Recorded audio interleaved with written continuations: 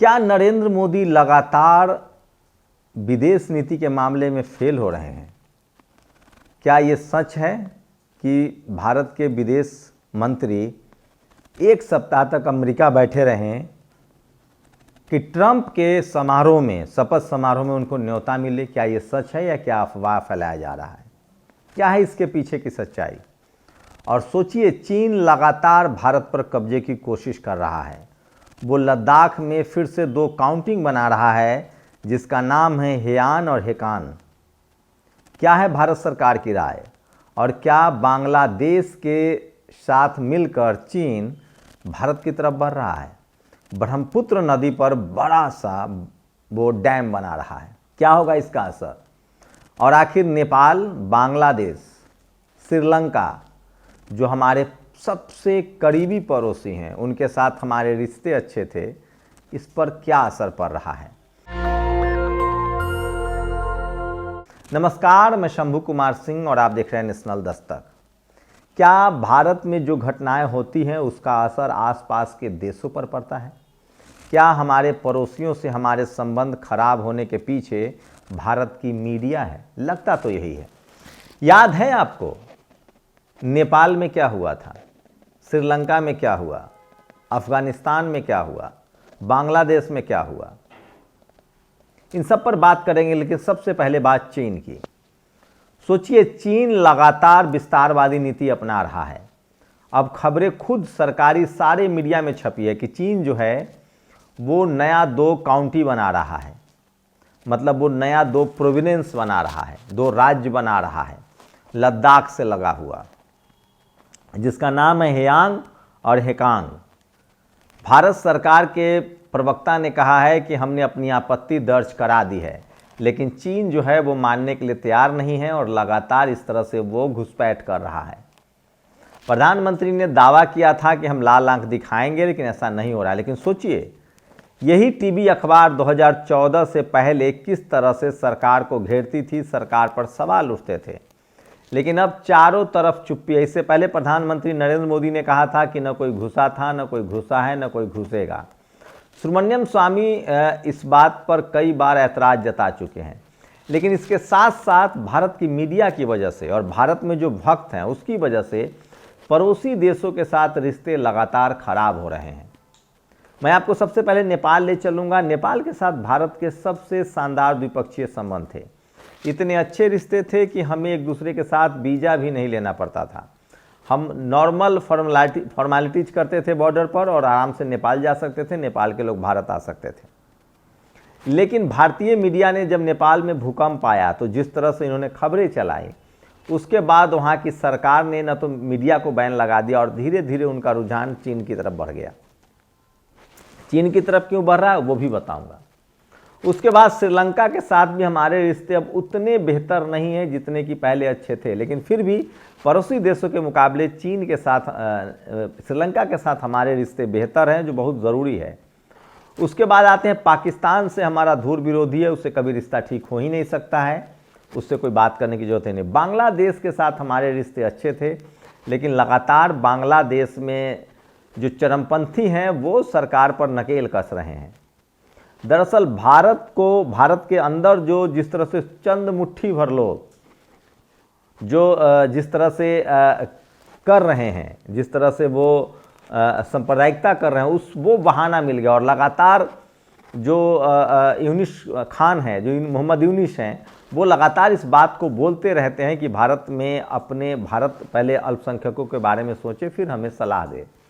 तो सोचिए, अगर आपके देश में आप दुनिया में सर उठाकर इसलिए चलते हैं क्योंकि आप एक धर्मनिरपेक्ष देश हैं, आप एक संवैधानिक देश हैं, आप जाति, धर्म, रंग के आधार पर किसी भी भेदभाव से पूरी दुनिया में आपकी साख है।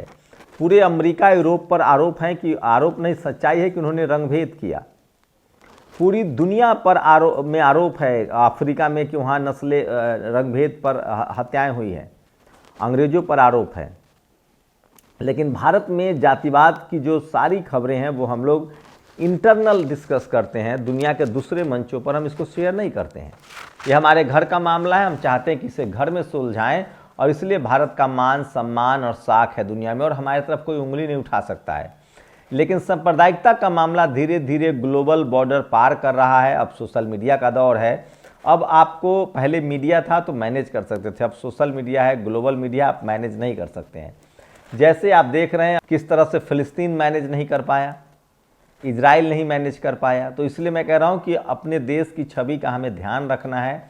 और यही जो है हमारे पड़ोसी, खासकर हम मिडिल ईस्ट में, साउथ ईस्ट एशिया में हैं, दक्षिण एशिया में है, हमारा मिडिल ईस्ट जो है उसमें मुस्लिम कंट्री की संख्या ज़्यादा है। तो हमें, अगर हम सांप्रदायिक दिखेंगे तो इसका असर दूसरे देशों पर भी पड़ता है, क्योंकि मिडिल ईस्ट में बहुत सबसे ज़्यादा भारतीय काम करते हैं। लेकिन मैं फिर कह रहा हूँ, ये मुट्ठी भर लोगों से भारत की विदेश नीति नहीं बदली है। भारत की साख को बट्टा नहीं लगने दिया जाएगा। और एक अच्छी बात है कि कम से कम भारत सरकार अब इस चीज़ों को समझ रही है। और आज प्रधानमंत्री नरेंद्र मोदी ने सामाजिक सौहार्द के जरूर संकेत दिए हैं, जो अब दिखने भी लगा है। तो लद्दाख पर कब्जा है। चीन ब्रह्मपुत्र नदी पर बड़ा बांध, डैम बना रहा है, उसको लेकर लगातार चिंता है। और सोचिए कि चीन की जो विस्तारवादी नीति है वो किस तरह से हमारे पड़ोसी मुल्कों को अपने तरफ खींच रहा है। इसका जवाब क्या हो सकता है?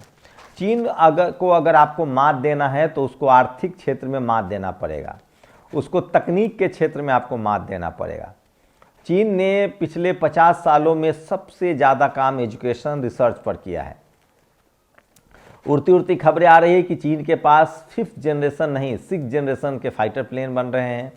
खबरें आ रही है कि 450 किलोमीटर की रफ्तार से उसके पास अपनी ट्रेनें हैं, शहर बनाए जा रहे हैं, तमाम टेक्नोलॉजी जो है। यहाँ तक कि एलन मस्क, जो दुनिया का सबसे अमीर आदमी है, सबसे बड़ा टेक्नोक्रेट है, वो कह रहा है कि चीन जो है वो जो इलेक्ट्रिक कार है उसमें भी वो आगे रहेगा। तो चीन से अगर आगे बढ़ना है तो हमें अपनी दक्षता पर, अपने ज्ञान विज्ञान के केंद्र पर, स्कूल कॉलेज यूनिवर्सिटी पर ध्यान देना पड़ेगा। वहाँ आपको पैसे लगाने पड़ेंगे। लेकिन भारत में क्या हो रहा है? आज भी हरियाणा में एक बच्ची सिर्फ इसलिए एग्जामिनेशन से निकाल दी जाती है क्योंकि उसके पास पैसा नहीं है। उसके पास पैसा इसलिए नहीं क्योंकि वो शेड्यूल कास्ट की बच्ची है। इस देश में जब तक इस देश के हर आदमी को बराबर का मौका नहीं देंगे, पढ़ने लिखने का मौका नहीं देंगे, तब तक आप देश को तरक्की के रास्ते पर नहीं ले जा सकते हैं, सुपर पावर नहीं बन सकते हैं। विकसित राष्ट्र जो 2045 तक जो प्रधानमंत्री का लक्ष्य है वो भी तभी पूरा होगा जब हर बच्चा स्वस्थ होगा, हर बच्चे को स्कूल भेजा जाएगा, हर बच्चे को उसके हुनर के अनुसार से काम मिलेगा, हर हाथ को काम मिलेगा, हर हाथ में जो हुनर है वो उसको निखारा जाएगा। तो ये सब सारे मसले हैं जिस पर बातचीत होनी चाहिए। और ये भी एक बड़े खबर का हिस्सा है। मैं फिर कह रहा हूँ, इस देश के 90% लोगों के साथ जिस तरह का भेदभाव हो रहा है, खासकर जो साइंस टेक्नोलॉजी में, एजुकेशन में, इस देश के 10% लोग हैं जो संपन्न हैं आर्थिक रूप से। वही लोग संपन्न हैं आर्थिक रूप से जो सामाजिक रूप से संपन्न है। सामाजिक रूप से भी वही संपन्न है जो जातीय रूप से अपने आप को श्रेष्ठ जिन्होंने कहते आए हैं। और वो क्या कर रहे हैं? उनको दरअसल इस देश की चिंता अगर होती तो वो इस देश के रिसोर्सेज को बेहतर करते। वो अपने बच्चे को विदेश भेज रहे हैं। उनके बच्चे लंदन, अमेरिका, जापान, यूरोप, चीन, ताइवान सब जगह जा रहे हैं, पढ़ रहे हैं। उनके बच्चों के लिए पूरी दुनिया खुली हुई है।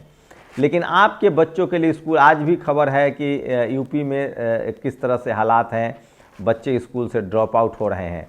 तो ये सब बहुत गंभीर मसला है और इस पर आपको बात होनी चाहिए। और मैं दावे के साथ कह सकता हूँ कि स्कूल, अस्पताल, एजुकेशन, ज्ञान विज्ञान, ये सब भारत की जो जातिवादी मनुवादी मीडिया है उसके फहरिस्त में नहीं है, उसके डिस्कोर्स में नहीं है, उसके बहस का केंद्र नहीं है।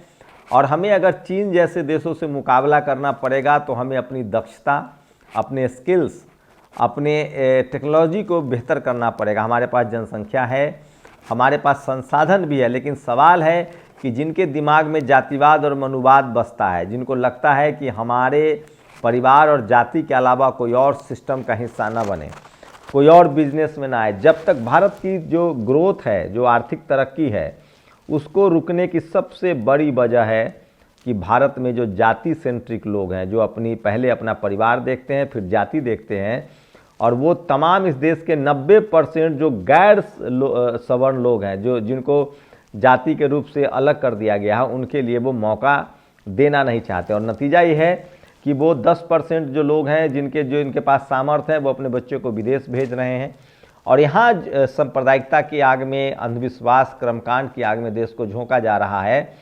और ऐसे में आपके जो आसपास के देश हैं वो विज्ञान को अपना रहे हैं। जो देश अंधविश्वास, कर्मकांड को अपनाएगा उसका यही हश्र होगा, चाहे वो कोई देश हो। आप पाकिस्तान को देख लीजिए, अभी अफगानिस्तान को देखिए। अफगानिस्तान अब तकनीक की तरफ बढ़ रहा है। मैं फिर कह रहा हूँ, हमारा मुकाबला न तो बांग्लादेश से है, न अफगानिस्तान से है, न हमारा मुकाबला पाकिस्तान से है। हमारा मुकाबला चीन से है और हमें उससे आगे जाने के लिए नेपाल से भी नहीं है। हमारा मुकाबला चीन से है और चीन से आगे जाने के लिए आपको तकनीक और ज्ञान पर फोकस करना पड़ेगा, तभी जाकर आप उससे आगे निकल पाएंगे। आपकी क्या राय है, अपनी प्रतिक्रिया जरूर दीजिए। शुक्रिया। नेशनल दस्तक की आपसे गुजारिश है कि अगर इसको बचाना चाहते हैं तो नेशनल दस्तक को सब्सक्राइब करने के लिए रेड कलर के सब्सक्राइब बटन को दबाएं, फिर बेल आइकन की घंटी दबाएं। नेशनल दस्तक को बचाने के लिए बहुत जरूरी है कि हर खबर को शेयर करें, लाइक करें, कमेंट जरूर करें।